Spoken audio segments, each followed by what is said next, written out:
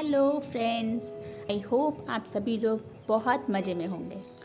हम जब लाइफ में कुछ डिसीज़न लेते हैं या कुछ अपना एक गोल डिसाइड करते हैं कि ये हमें अचीव करना है, तो काफ़ी लोग होते हैं जो हमें सजेशन देने लगते हैं। मोस्टली तो लोग नेगेटिव सजेशन ही देते हैं, जिससे क्या होता है कि हमारा दिमाग डगमग डगमग होने लगता है कि क्या हम सही कर रहे हैं, क्या हम गलत कर रहे हैं, ये हमसे हो पाएगा नहीं हो पाएगा। बहुत सारे नेगेटिव थॉट्स हमारे माइंड में आने लगते हैं। आपको पता है, भोलू मेंढक के साथ भी ऐसे ही हुआ था, लेकिन उसने इस सिचुएशन को कैसे हैंडल किया, सुनते हैं। एक बार बहुत सारे मेंढक मिलकर ये डिसाइड करते हैं कि हम एक प्रतियोगिता रखते हैं, अच्छा एंटरटेनमेंट भी हो जाएगा हम लोगों का। तो एक बहुत ऊंची सी एक वॉल होती है और बिल्कुल स्ट्रेट। तो प्रतियोगिता में क्या था कि उस वॉल के ऊपर चढ़ाई करनी थी और जो सबसे पहले वॉल के ऊपर तक पहुंच जाएगा वो प्रतियोगिता का विजेता होगा। तो ठीक है भाई, डिसाइड हो गया, प्रतियोगिता का दिन डिसाइड हो गया। आसपास के तालाबों में सब जगह पे इनविटेशन भेज दिए गए कि भाई ऐसे प्रतियोगिता रख रहे हैं, आप लोग भी आइए पार्टिसिपेट करिए। तो प्रतियोगिता वाले दिन बहुत सारे मेंढक वहाँ पहुँच जाते हैं और अलग अलग तालाबों के मेंढक प्रतियोगिता में पार्टिसिपेट भी करते हैं। अब जब वो कंपटीशन स्टार्ट होने वाला है तो सबको वो वॉल दिखाई गई कि बताया गया कि कंपटीशन में उनको करना क्या है। तो सब ऐसे देख के हैरान हो जाते हैं कि बाप रे, इतनी ऊंची वॉल, इसके ऊपर चढ़ाई करनी है और वो भी बिल्कुल स्ट्रेट। तो जो ऑडियंस होते हैं उनमें से काफ़ी मेंढक कहते हैं ये तो इम्पॉसिबल है, इस वॉल पे तो कोई चढ़ ही नहीं सकता, कोई मेंढक इस वॉल पे चढ़ ही नहीं सकता।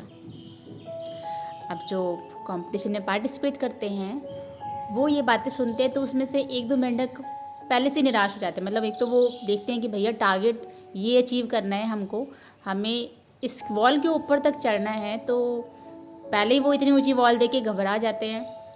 प्लस अब वो और नेगेटिव सजेशंस लोगों से, ऑडियंस से सुन लेते हैं, तो उनके मन में आता है कि नहीं यार ये तो नहीं हमसे हो पाएगा, और वो कंपटीशन स्टार्ट होने से पहले ही सरेंडर कर देते हैं और ऑडियंस में जाके बैठ जाते हैं। चलिए जी, अभी भी काफ़ी मेंढक बचे हैं जो पार्टिसिपेट कर रहे हैं उसमें कंपटीशन में। तो अब कंपटीशन स्टार्ट हो जाता है, मेंढक धीरे धीरे उस वॉल पे चढ़ना स्टार्ट करते हैं। अब जब वो स्टार्ट करते हैं तो वो वॉल एकदम स्ट्रेट है, तो वो मेंढक क्या करते हैं, वो मेंढक चढ़ते हैं तो वो गिरने भी लगते हैं।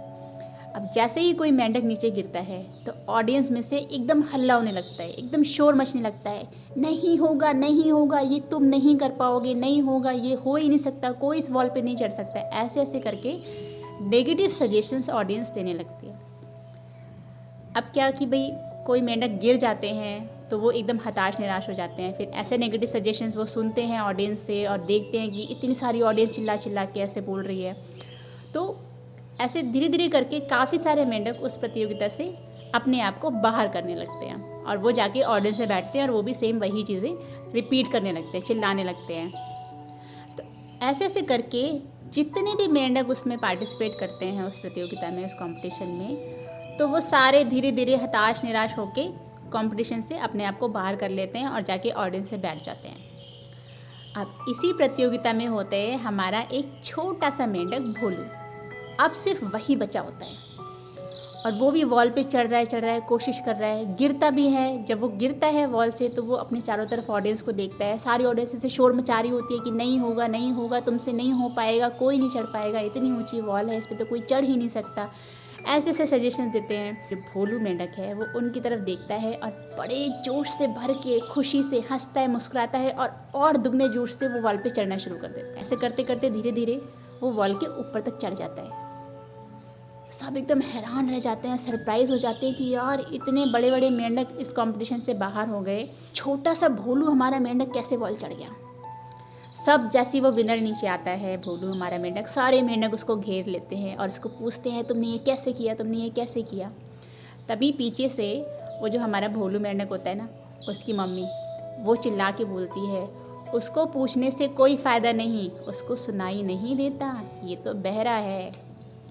तो सब एकदम हैरान हो जाते हैं कि अच्छा ये बहरा है। पहले सब तो वो लोग क्या करते हैं, वो उसकी माँ को बुलाते हैं और उसको बोलते हैं कि तुम इससे पूछो कि इसने ये कैसे किया, ये कैसे अचीव किया इसने, ये वॉल जो बड़े बड़े मेंढक नहीं चढ़ पाए, ये छोटे से मेंढक कैसे वॉल पे चढ़ गया ऊपर तक। तो उसकी माँ जब उससे पूछती है तो वो बताता है अपनी माँ को, मतलब उसकी माँ उसकी बात समझती है।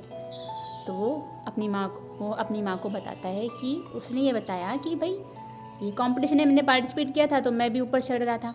अब जैसे ही मैं गिरता था मैं ऑडियंस की तरफ देखता था, सारे के सारे ऐसे ऐसे खुशी से चिल्ला रहे होते हैं, तो मुझे ये लगता था कि ये लोग मुझे एनकरेज कर रहे हैं, ये मुझे कह रहे हैं यस यस तुम कर सकते हो क्योंकि उसको कुछ सुनाई नहीं दे रहा है, वो सिर्फ देख पा रहा है और देख रहे हैं कि लोगों में इतना उत्साह है, ऑडियंस चिल्ला रही होती है, तो उसको लगता है कि ऑडियंस इतनी एक्साइटेड है कि कह रही है कि तुम कर सकते हो तुम कर सकते हो। कहते हैं मेरे अंदर ये देख के और उत्साह भर जाता है, मैं और ज़्यादा दुगने जोश के साथ वॉल पे चढ़ना शुरू करता हूँ। और ऐसे करते करते ऑडियंस की मदद से, उनकी एनकरेजमेंट की मदद से मैं ये वॉल ऊपर तक चढ़ पाया। तो सोचिए आप लोग, हमारे भोलू ने जिस तरीके से इस सिचुएशन को हैंडल किया, ऐसे ही हम भी तो कर सकते हैं ना। अगर हमने अपने लिए कोई गोल सेट किया है तो हमने कहीं ना कहीं अपनी काबिलियत को आंका है, परखा है, तभी तो हमने वो गोल अपने लिए सेट किया है, उसके लिए काम करना शुरू किया है, कुछ एक्शन लेना शुरू किया है।